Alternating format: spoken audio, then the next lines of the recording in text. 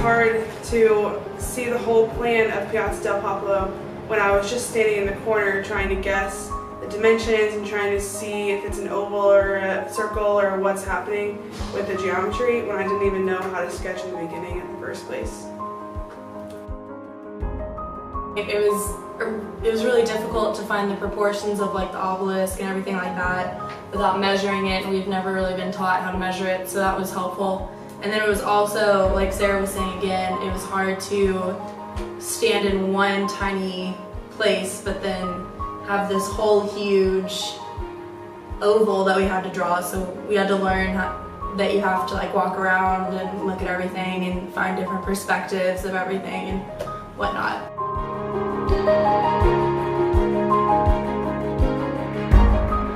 When we went to the Picardo factory, it was really interesting seeing how different people work in Rome, Europe, versus America, where in Rome, where they have to learn both interior and architecture, like it's all one thing.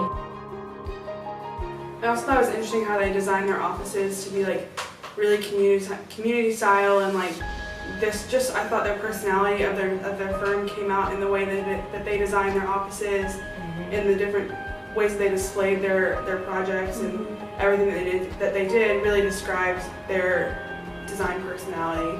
Yeah.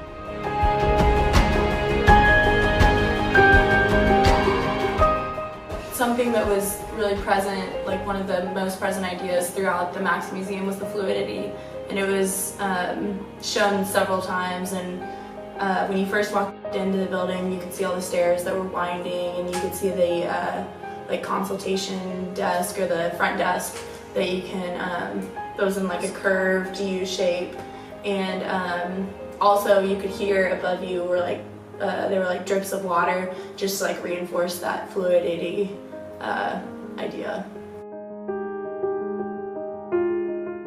We looked out the windows. There was a big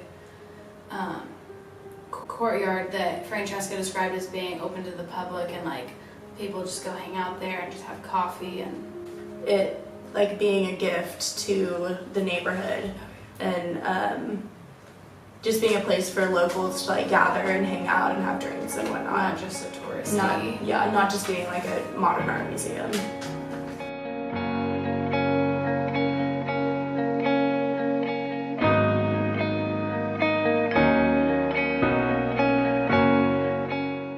When we were in Florence, we got to visit a whole bunch of different churches while we were there, and one thing that definitely stood out to me was how Francesca taught us how to sketch an axon from being within the building. And I thought that was really interesting, because when she told us when we got in the room to like sketch the outside of the building, and I'm like, but we're on the inside of the building, like how is that even possible? And I remember my first sketch like looked nothing like how the actual church looked like, and then she showed us like how to actually draw like a dome on top of the church, and I don't know, I thought that was just extremely like fascinating.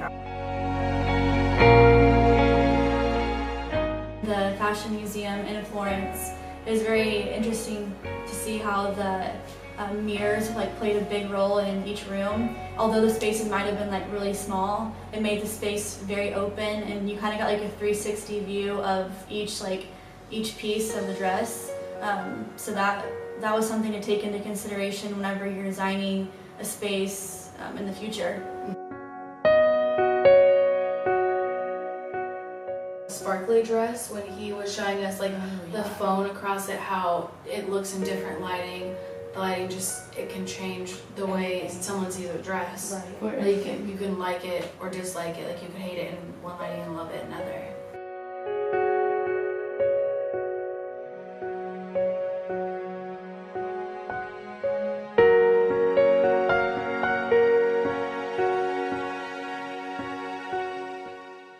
Whenever we visited the auditorium, we were really brought our awareness to the material choices that were chosen by the designer. I think that it was cool to see that the cherry wood was chosen in relationship to the seating, the red velvet. Something I didn't think about before is that they had to think about every little sound wave where it would go in the auditorium and how it would sound from the very back and how it would sound here and what material would be best for that and where do we do this, where do we do this. They even had to think about how many cubic meters of air were in the space, think about how the sound could move throughout the building the best. I thought the way that they did the park on the top to create a social atmosphere was really fantastic, and the way that they created the space that's a private area and the inside to an auditorium and a select elite to be open to the public and anybody can come in and enjoy the fresh air and enjoy the views. And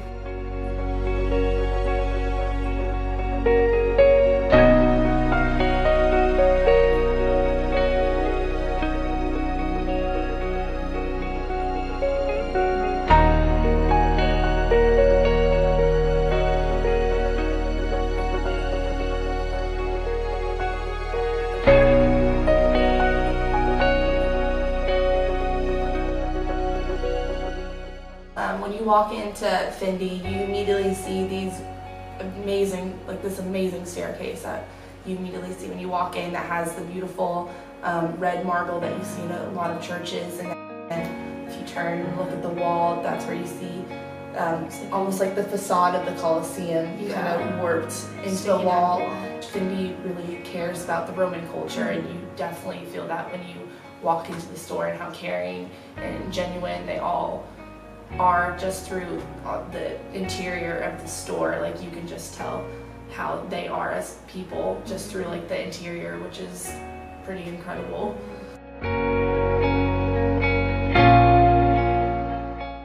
This like really fascinating looking elevator, and it's actually covered in like this really cool like tile looking pieces of glass, and that's actually in relationship to the significance that the Romans hold like for their importance of water.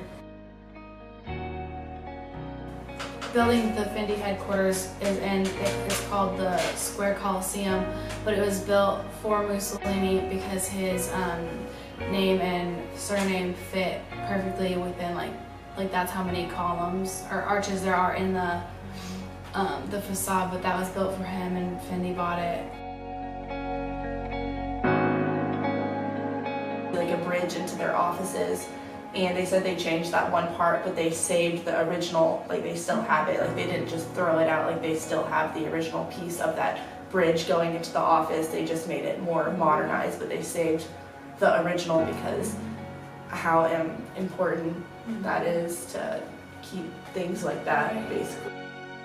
Contemporary was combined with the old because you have like the really old historic, marble, yet you have very contemporary like cafe in there, and it was just cool to see all of the relationships and connections that the designers of Findie was showing.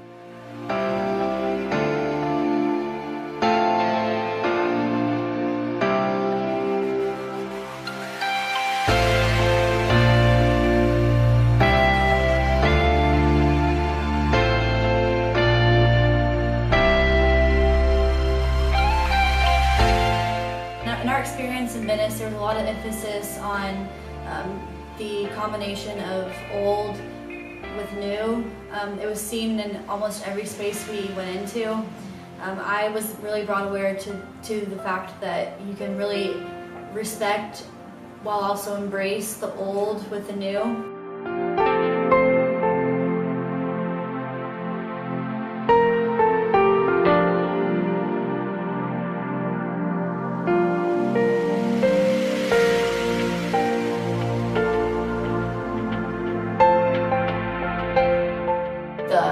Main part of that building that really stuck out to me were the staircases, how they elongated some of them, and some of them are shorter with the gold bar going through the staircase.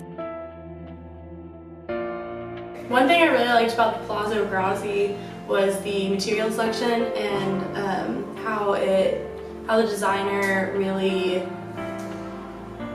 combined the new and the old spaces together, and how he made it look very smooth, like a smooth transition throughout the space.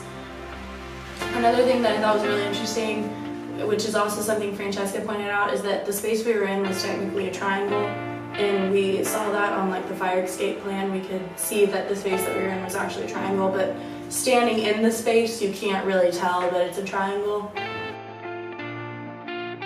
Overall, I think we can all say as a group, like even other people that aren't in our group, that I think we've all definitely improved on our drawing abilities, sketching abilities. I think back in Arkansas, we really focused on digital aspects, and now I feel like I can sit down and actually hand draw something really quick and fast, and I'm definitely more confident in that after this month of being here.